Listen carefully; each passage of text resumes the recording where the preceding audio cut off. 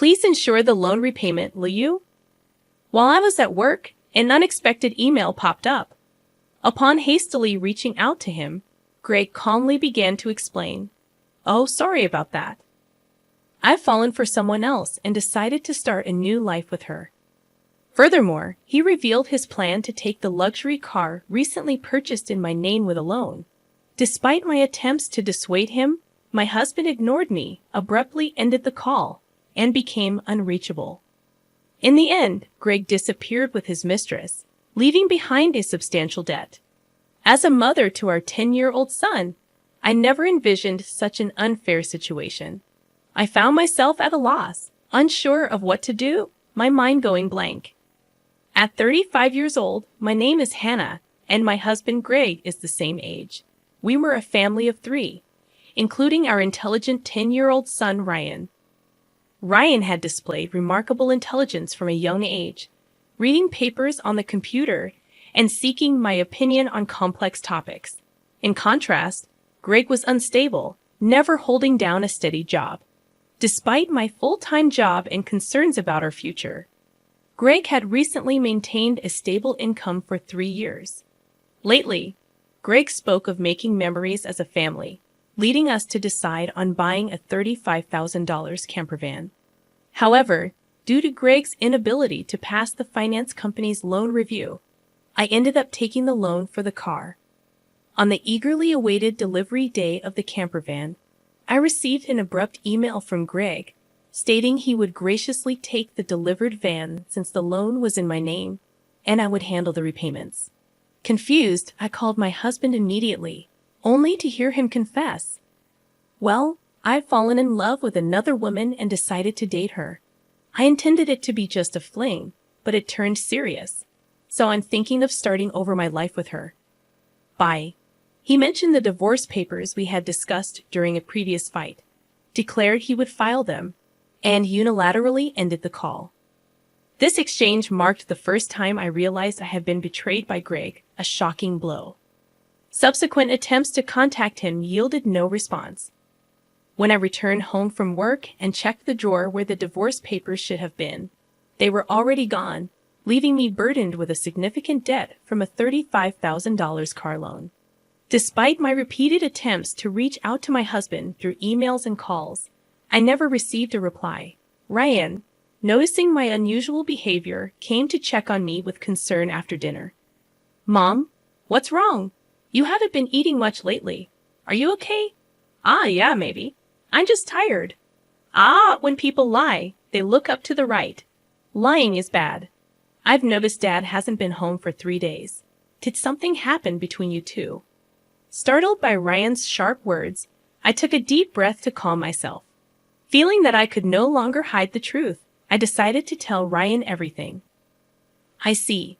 It's just like Dad to do something like that. Aren't you sad?" "No. I kind of understood from how things were going." Ryan, seemingly foreseeing the future, appeared unconcerned about our parents' divorce, but I knew he must feel sad about it in his heart. While silently apologizing to Ryan in my mind, I worked desperately, trying not to think about the dreadful events. However, my body was honest, and gradually my health deteriorated. There was a training session planned at work that day, but I couldn't stand up and ended up squatting down.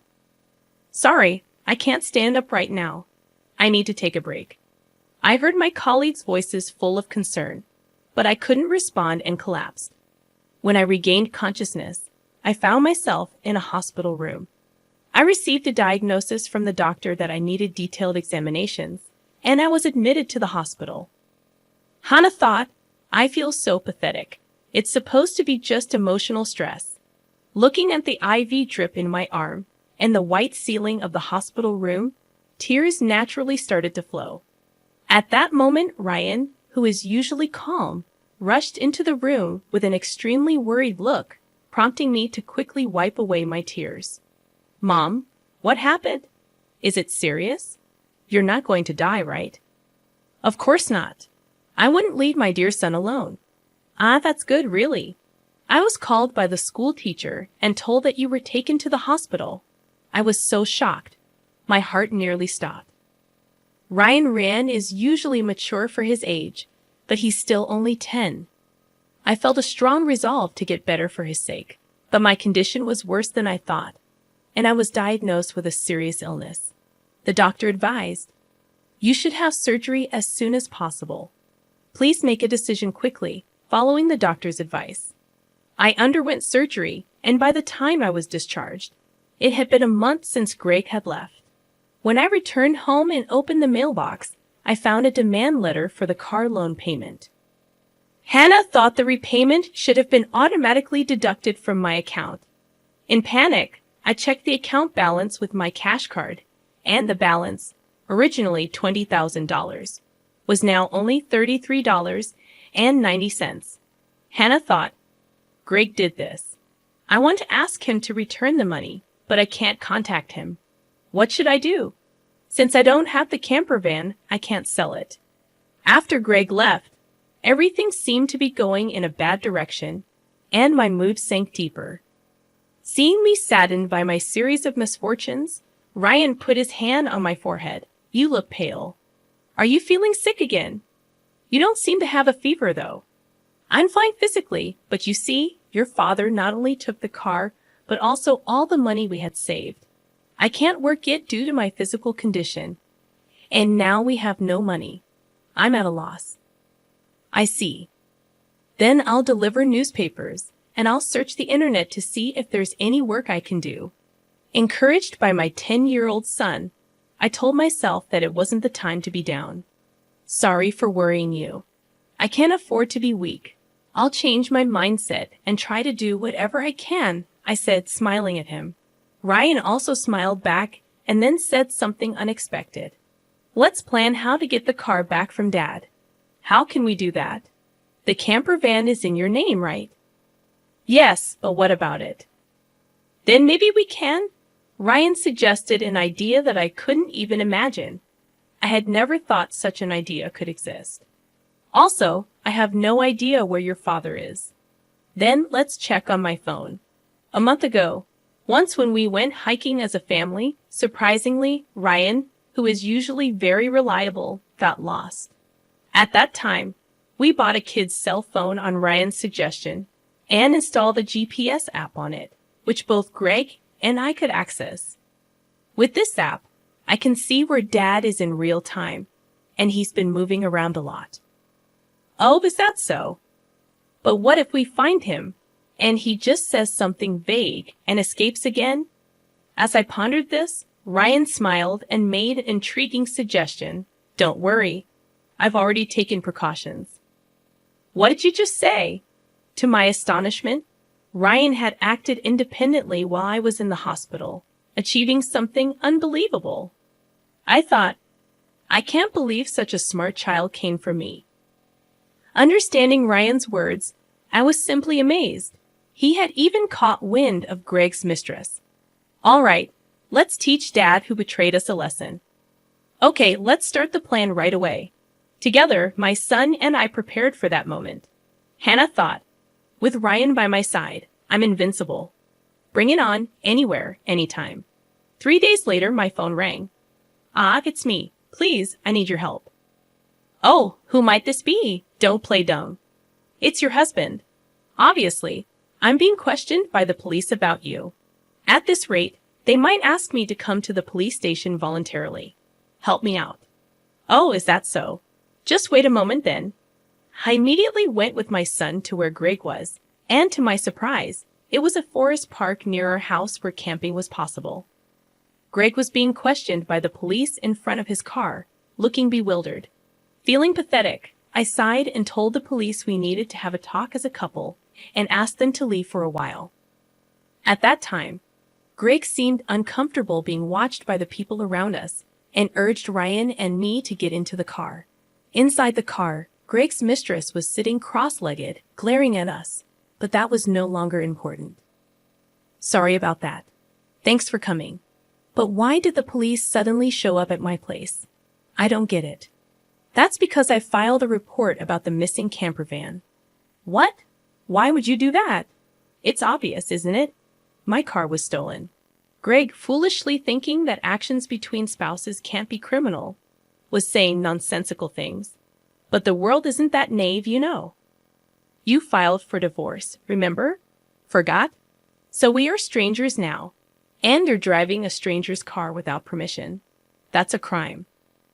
Ryan figured all this out. Typical, sharp as ever, that kid.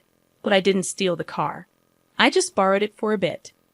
Oh, is that so? Well, I'd like to use my car now. So could you return it?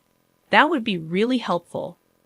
As I reached out my hand, asking Greg to return the keys, he reluctantly handed them over after confirming it was returned. Ryan quietly started talking. Hey, why did you abandon your family and choose to play around with this woman? Caught off guard by his son's unexpected question, Greg was flustered and awkwardly scratched his head. Seeing this, Greg's mistress chuckled smugly and started talking. It's because I'm more attractive than your mother. Look at me, you can see it, right? He fell head over heels for me and decided to leave his family. Quiet. I didn't ask you, old lady. Dad, you answer. Mandy was silenced by Ryan's stern tone, but Greg remained quiet. If you can't explain, that's fine. I'll just have the police come back and arrest you. Wait, hold on. Okay, I'll talk. Mandy, it turns out, joined Greg's company 3 months ago. They were attracted to each other and became involved at the welcome party for new employees. Later, it was discovered that Mandy was pregnant, and Greg decided to start a new life with her, leaving us behind. Why did you take the camper van? I quit my job and thought about selling the car for money. But it seems like you were using it quite a bit, weren't you?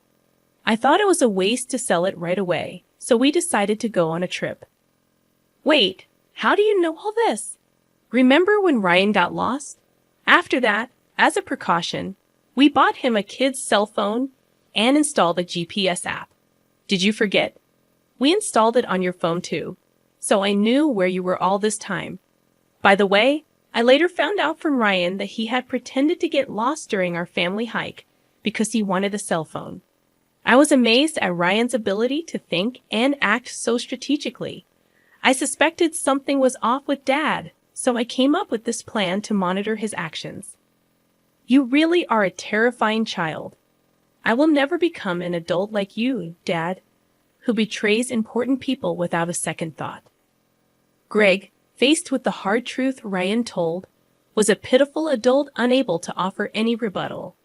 In contrast, seeing Ryan, only 10 but able to think and speak his mind firmly, gave me a sense of strength as a mother. I felt I couldn't lose, especially in settling things properly. Also, return the $20,000 you withdrew from my account right now. That was our joint property as a couple. I don't have to return it. No, it's not that. The money was what I saved little by little since I was single after all. You always quit your jobs midway, so we hardly ever saved money together, did we? I was appalled to hear that the $20,000 had been squandered by Greg and his mistress. It was the moment I felt relieved about divorcing him. So that's how it is. But if you stole and used the car and my money, that's going to be a serious crime. What? I just sent the police away, so it's not their business anymore, right? I only said we would talk. I have no intention of withdrawing the complaint. I must add the theft of my money to the report. Mom, should I call the police now? I can do it with just one button on my phone. Mandy, Greg's mistress, had been watching our conversation but quickly tried to get out of the camper van. At that moment, she let out a scream that echoed around. The reason was that outside the car door, Mandy's parents were standing there, faces red with anger, about to explode in fury. Startled, she stepped back as her parents yelled at her. I'm sorry. Don't be so angry. But why are you here, Mom and Dad? I called your parents beforehand. What? Why? The truth was, during my hospital stay, Ryan had visited Greg's office and tearfully told them, my dad left the house with a woman we don't know, and my mom collapsed. Seeing Ryan's sorrowful and frail state, the people at Greg's office suspected Mandy, who had left the company with Greg, and gave Ryan her parents' address. Greg and Mandy had been overly friendly at the office, and there were photos showing them together at the welcome party for new employees, looking like a couple. After learning from the office people that you commuted from your parents' house, Mandy's parents were standing there, faces red with anger. I went there with your photo, and your parents came out when I visited. Then I told them everything that had happened. So today, I contacted Mandy's parents and asked them to wait nearby for a while. How could you do this to me? The worst. I don't want to hear that from you. That's my line. By the way, your stomach seems quite big. When is the baby due? In 3 months. What? Wait a minute. That doesn't add up with when you met my husband. You two met only 3 months ago, right? What's going on? It's not time for the baby to be born yet. Greg, hearing this for the first time, stared at Mandy, eyes wide. Wait, what does that mean? Are you stupid? Don't you get it? It takes about 9 months from conception to birth, which means the child she's carrying isn't yours. You're so foolish. What do you mean, Mandy? Have you been deceiving me? Ah, I almost got away with it. Can't help it now that I'm caught. You're so naive. You can't see through lies at all. Really, a fool. Don't mock me. My whole life is ruined because of you. What were you thinking? Greg and Mandy started an ugly argument, but nobody intervened, letting them have it out. Meanwhile, we contacted the police again to explain the situation. As it began to get dark, the forest park was brightly lit by the red lights of the police cars.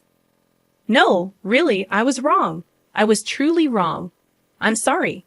I'll work hard and never cheat again, so please just don't arrest me, Dad. People don't change that easily, especially lazy people like you. Exactly, Ryan's right. I can't trust you at all.